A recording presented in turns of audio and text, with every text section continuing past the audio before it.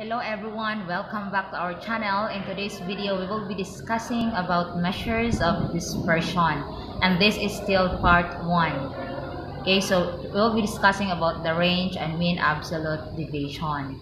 So what is measures of dispersion? Now in statistics, the measures of dispersion help to interpret the variability of data. For example, it will help us to know how much homogeneous or heterogeneous the data is. Okay, so let's start with the key concepts. The measures of dispersion indicate how the observations are scattered or dispersed about the average. And there are classifications of dispersion. We have the measures of absolute dispersion. We also have the measures of relative dispersion. And the measure of absolute dispersion are those which are expressed in the original units of observations. And the common measures of absolute dispersion are the following. We have the range, the mean absolute deviation, the standard deviation, and the variance. Okay, so the common measures, these are the common measures of absolute dispersion. So for now, we will be discussing, since it's part 1 of the measures of dispersion, we will be only tackling range and mean absolute deviation.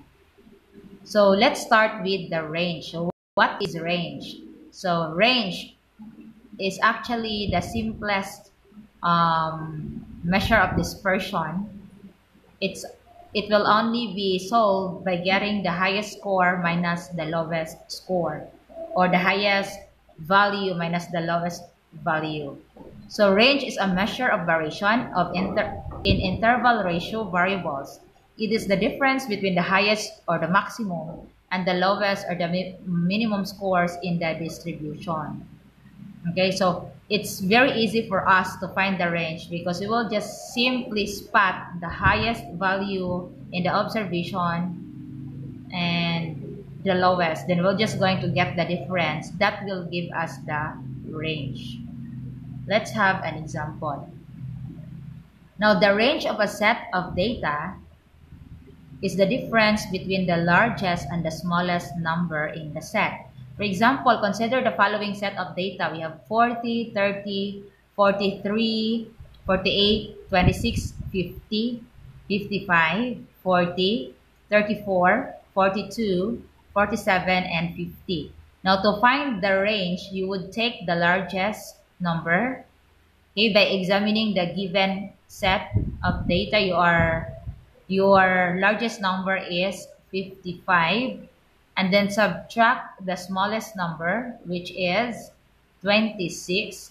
So that is just simply 55 minus 26. That will give you 29. Therefore, the range is 29. I think that is very simple. Okay, the range is just a very simple measure of dispersion. Now, let's proceed to the mean absolute deviation. Now, the mean absolute deviation is the average deviation of the absolute score values from the mean. For ungrouped data, the mean absolute deviation, or MAD, is defined as MAD is equal to the summation of the deviation all over the sample mean. So for example, okay, for a while. So the mean absolute deviation of a set of data is the average distance between each data value and the mean. Now considering here you have a sort of a number line, and you have 5 observations. You have x sub 1 is equal to 1, x sub 2 is 2, x sub 3 is 3, x sub 4 is 4, and x sub 5 is 5. Considering that these are your observations, the values of your x's are your observations. You have 1, 2, 3, 4, and 5. Okay, so your mean, since if you are going to look at it, since your observations are 1, 2, 3, 4, and 5, if you're going to get the sum of it, that will give you a 1 plus 2 plus 3 plus 4 plus 5, that will give you 15. And then since there are 5 observations, so you have 15 divided by 5, that gives you the mean as 3. Okay, so you have there the mean is the summation of x of I all over n. You have that formula. All you have to do is add the observations. There are 5 observations, so that's why your mean is 3. Now, for you to picture out how we get the deviation using that, for instance, that number line, considering that you are given the different observations, 5 observations, if you have the mean as 3, then your x sub 1 or your first observation is 1, then what is the difference between 1 and 3? So that is why you have here d sub 1 is 2. That means the difference between your first observation, which is 1, and your mean, which is 3, the difference is 2. Okay. Your second observation, or your x sub 2, is 2. Now, the difference between your x sub 2 and your mean, that is 2 and 3, the difference is 1. That's why you have d sub 2. Now, your third observation is 3, and your mean is also 3. And the difference between the two, that is 3 minus 3, that gives you 0. That's why you have d sub 3 is 0. Then let's proceed to d sub 4. The difference between your mean, which is 3, and your fourth observation, or x sub 4, is 4. So the difference between 4 and 3, that gives you 1. So that's why you have d sub 4 is equal to 1. Now, how about d sub 5? What is the difference? What do you think is the difference between your fifth observation, or your x sub 5, and your mean, which is 3? Your d sub 5 would be, okay, your d sub 5 would be 2. That is simply 5 minus 3. Okay, I hope you were able to picture out how does the division being solved using this diagram or sort of number line. Okay, so for you to get the deviation, you have this formula. You have the mean absolute deviation is equal to the deviation of x sub 1 minus the mean, plus the deviation of x sub 2 minus the mean, plus the division or the absolute value of x sub 3 minus the mean, and so on until x sub 5, all over 5, because 5 is the total number of population, or the total number of population, or the sample size, or the population size. In this case, since it's a lowercase letter n, it is a sample size. Okay, let us proceed. For you to understand it better, for the mean absolute deviation, let's have an example. Okay, so considering this is our formula already, that the mean absolute deviation is equal to the summation of the division of x minus the mean over the sample size. You have values of each observation, that is your x. The x with bar on top is the sample mean, and n is the number of cases, or the sample size. Okay, so we have here the step, find the mean, that is the step for getting the mean absolute deviation. Then find the distance between each data value, that is, find the absolute value of the difference between each data value and the mean. And the third is find the average of those differences. Then we have, okay, example, the number of contacts stored in a cell phone, for instance.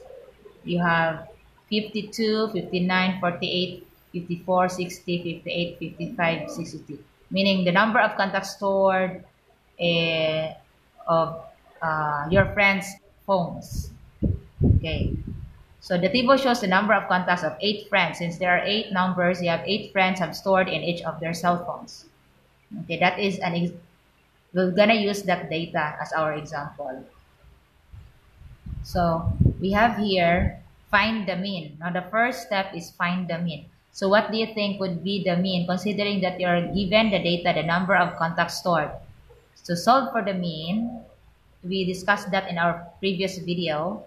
All you have to do is you're going to, okay, you just simply add, that's 52 plus 59 plus 48 plus 54 plus 60 plus 58 plus 55, then plus 62, all over 8, because 8 is the number of cases, and that will give us 56 as the answer of for the value of our mean. Okay, and what is the distance between the data value 52 and the mean? Since your since your mean is 56 and your first value is 52, so if you're asked what is the distance between the data value 52 and the mean, what is the answer? You have, the answer is 4 or 4 units. Okay. Find the average of those values of those differences. Now, considering you have already solved the differences or the distance between the data values from 52 down to 62 and the mean, then you are able to get the average of the absolute values. The answer would be 3.75. Don't worry, later on I will show you how it is being solved. And overall, are the data values close to the mean or far away from the mean? Since mean absolute deviation is one of the measures of dispersion, it would basically, it would tell us how dispersed, how scattered the data is around the mean. So our answer for that question would be close to the mean. Okay. Okay, here's the solution. First, we compute the mean. So that is how we solve for the mean. You just add the 8 values, then divided by 8. That's why we got 448 divided by 8. That is 56. That was the first question. This is the solution of the first question. Now, since we have, for us to get the average deviation, we need to create a table, okay? But it's still, always remember, this is still ungrouped data, but we need the table so we could somehow organize it in a manner that we can solve for the average of the deviation later on. We will get the summation of the deviation. So you have our values. You have 52, 48, 60, 55, 59, 54, 58, 62. And since we're able to solve for the mean, and the mean value is 56, so we'll write 56 all throughout. Then we're going to subtract our observation minus the mean for a moment. Okay.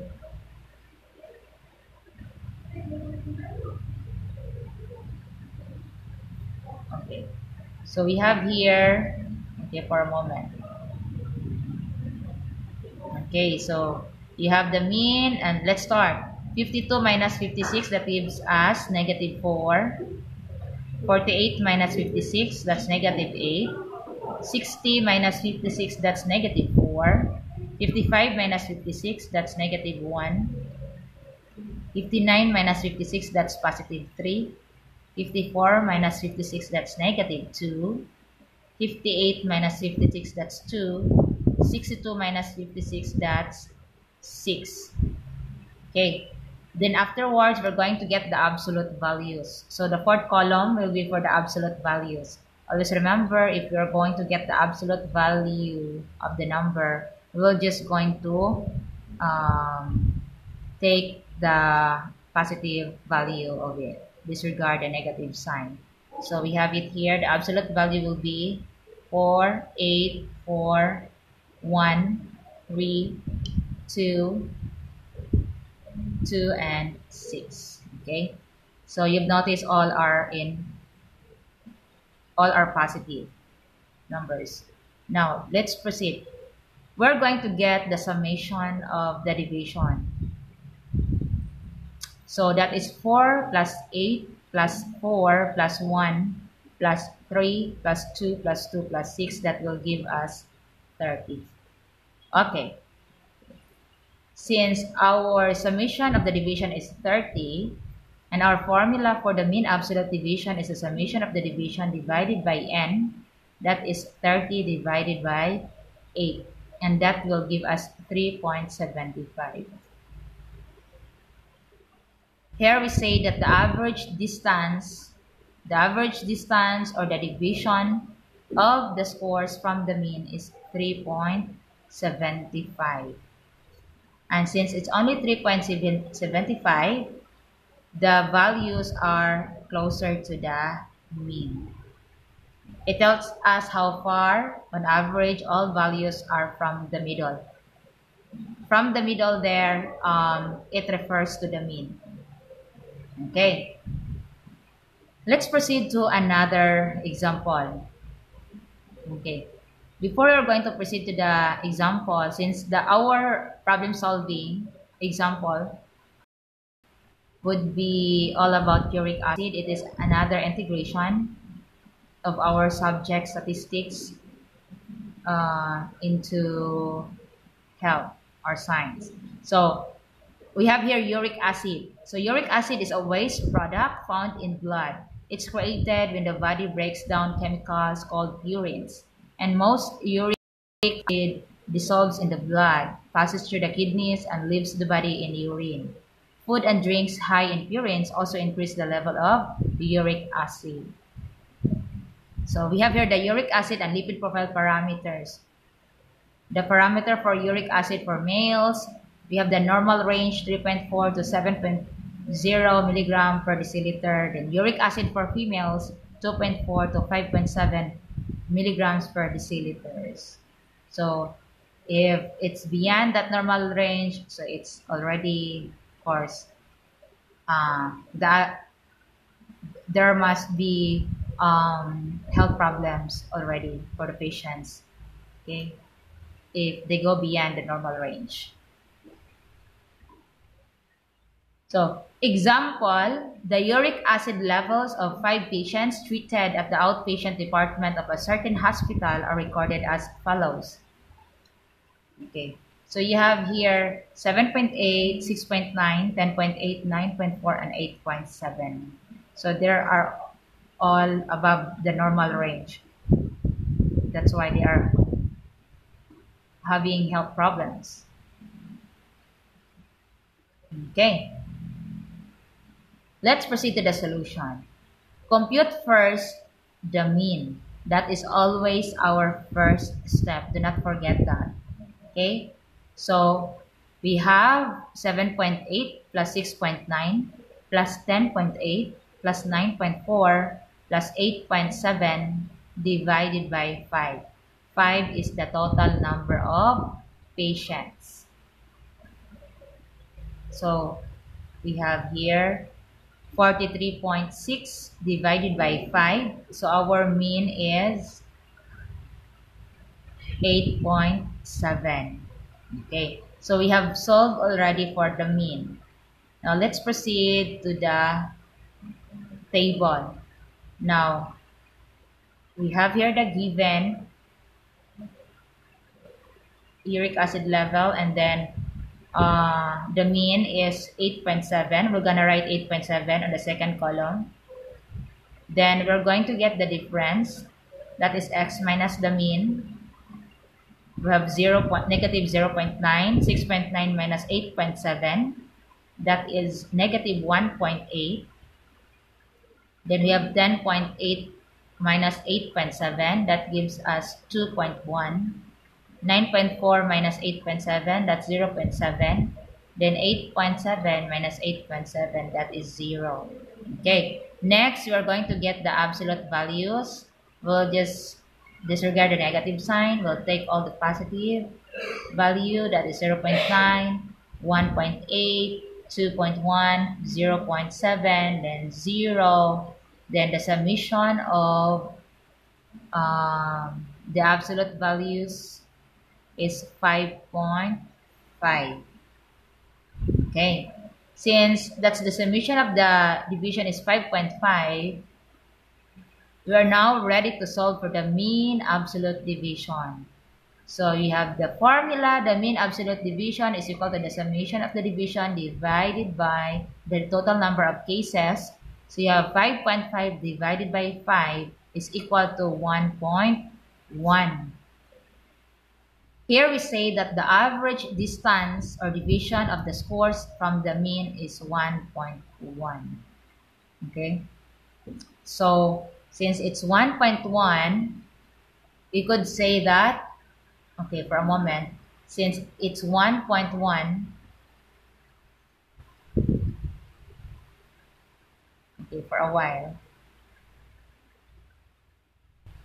since our mean absolute deviation is 1.1, we could say that our the values or the uric acid levels of the patients are quite homogeneous. Okay, so they are close to the mean. Okay, now let us proceed to the mean absolute deviation of a group data. So previously we just simply solved for the mean absolute deviation of ungrouped data. Now this time we will have the group data. We will be using the frequency distribution table. So the mean absolute division of a group data, you have for group data, the mean absolute division is defined as the same formula that we use for the ungrouped data. You have mean absolute division is equal to the summation of, and not almost the same except for the presence of f or frequency. So the mean absolute division is equal to the summation of f times the division of x minus the mean all over the number of cases or n.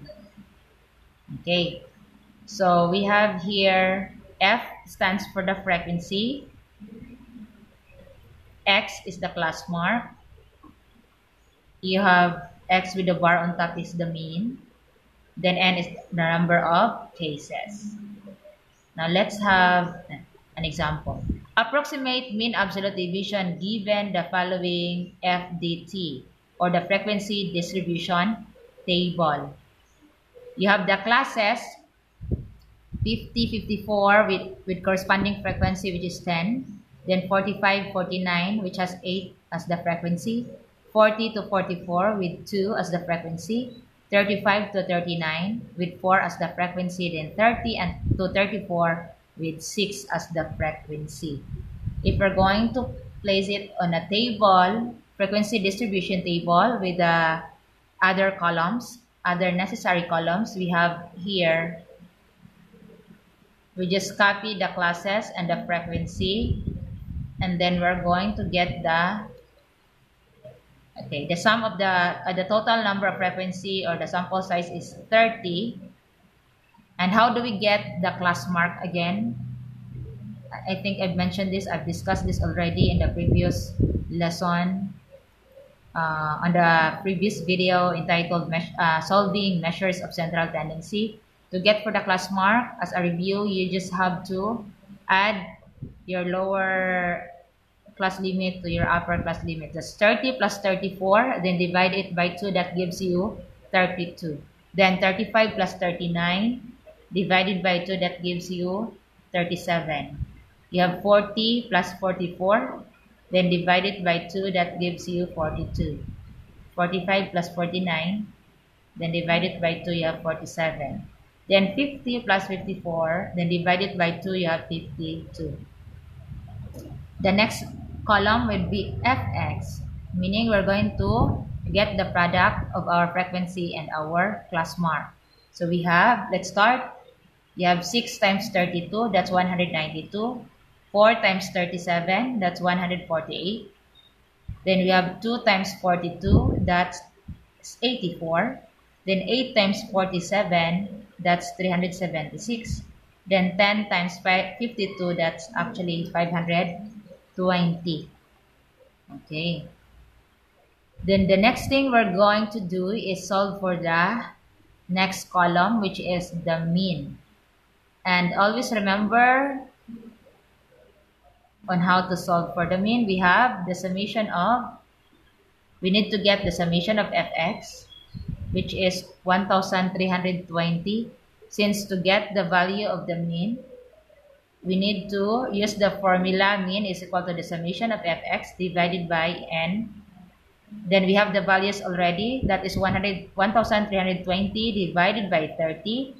Our mean is 44. So we will be writing 44 on the fifth column, okay, for the mean. The next thing that we're going to do, the next column would be x minus the mean.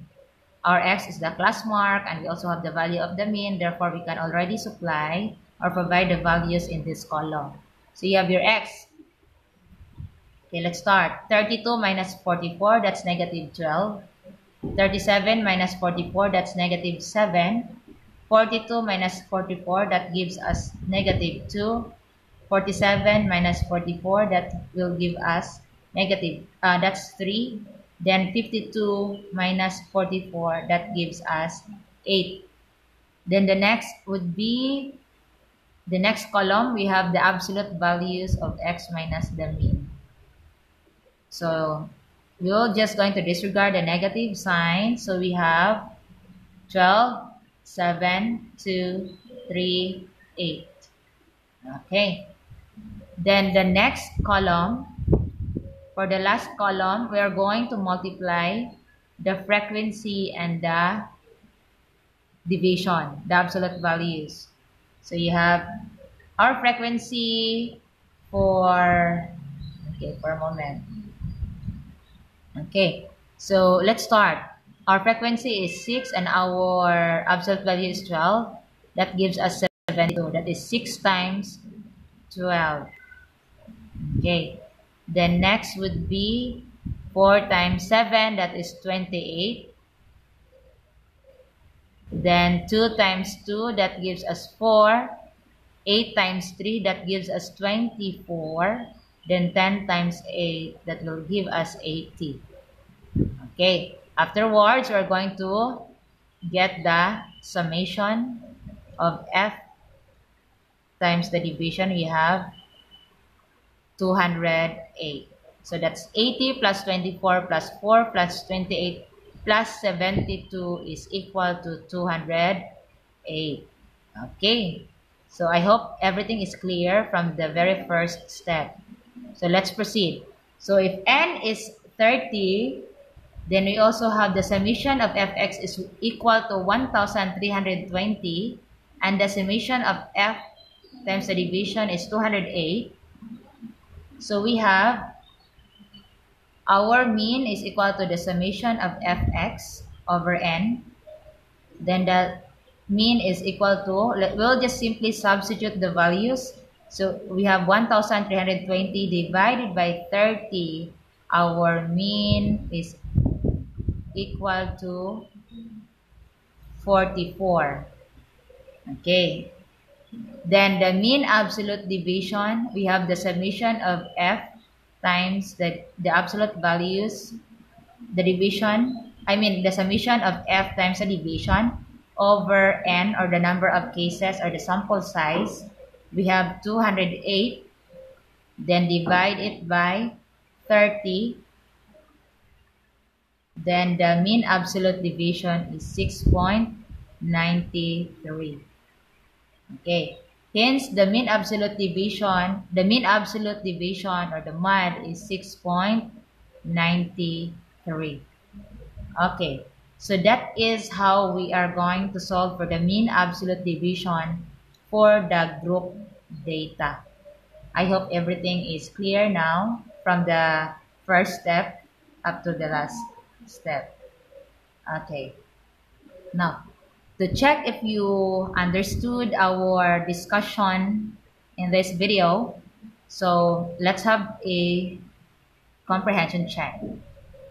So for the mean absolute divisions of ungrouped data, you compute the range and mean absolute division in each of the following data sets, and then you have to show your solution.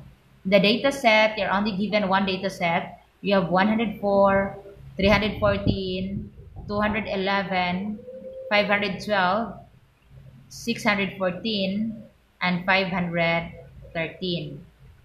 So you will be solving for the range and the mean absolute division for that ungrouped data. Okay. Now for the second part, we are going to solve for the mean absolute division of group data. So approximate the mean absolute division given the following frequency distribution table show the solution. So I will be reading the classes and the frequency. Okay, so for the classes 63 to 72, you have 6 as your frequency. Then 53 to 62, 4 as your frequency. 43, 52, you have 8. Then 33 to 42, you have 2. Then 23 to 32, you have 4 as your frequency. Then 13 to 22, you have 6 as your frequency. Okay? So I hope that you are excited to answer this activity, and I wish that you really learn something in today's video. So to end this video, let's have a code for today. You have mathematics may not teach us how to add love or minus hate, but it gives us every reason to hope that every problem has a solution. Okay? So thank you so much for watching, and please don't forget to subscribe my channel, and see you on the next video. Bye.